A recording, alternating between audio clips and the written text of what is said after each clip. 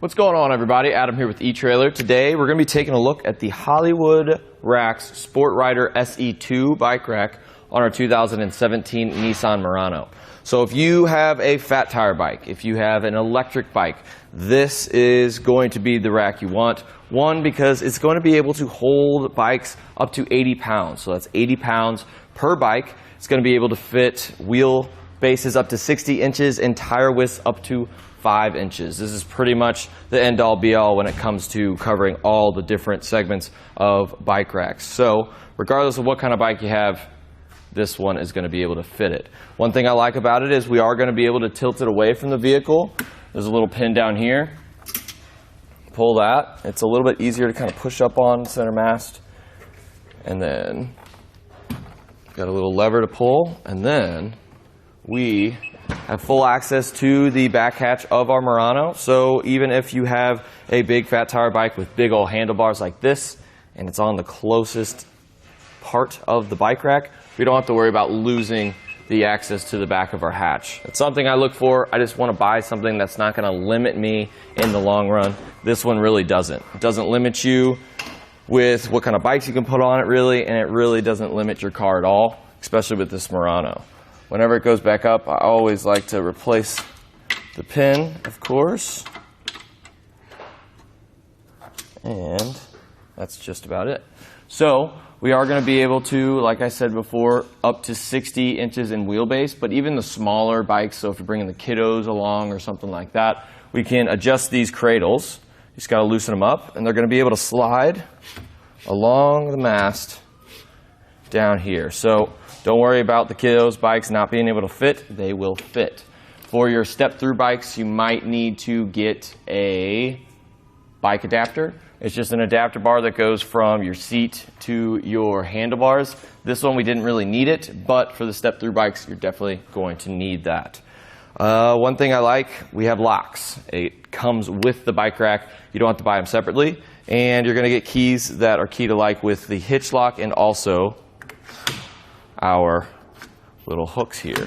So if you look on the other side, we are going to have a little locking core, and that's going to lock it into place. So let's go ahead and take the bike off the rack. It's somewhat easier to take one off of the front, but I put one on the back just to show you how difficult that'll be. We have little straps here and have a little rubber coating too, so if you got shiny new wheels, you don't have to worry about them scratching. It's going to be the same exact thing for back here. And I always take the frame hook off last just because that's pretty much what's holding the bike upright.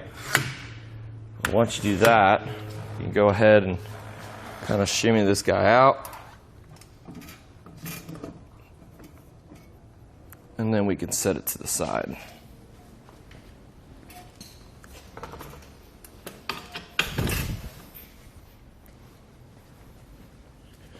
So our center mast is going to fold down.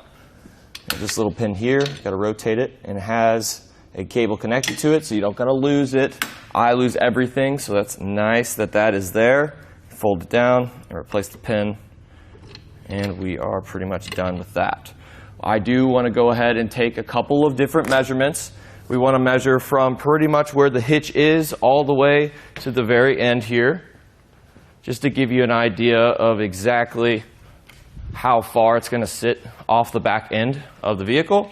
So from the center of the hitch pin hole all the way to the end of this cradle here, it's going to be about 33 inches. And from that point all the way down, it's going to be about 16.5 inches. We do have a 7.5 inch rise with this shank, and we will need a 2-inch hitch receiver to be able to use this bike rack. Another thing I like is we have another lock down here, so we're going to be able to lock the bikes to the rack and the rack to our hitch, and that will be key to like, so you don't have to fiddle around with a bunch of other different keys.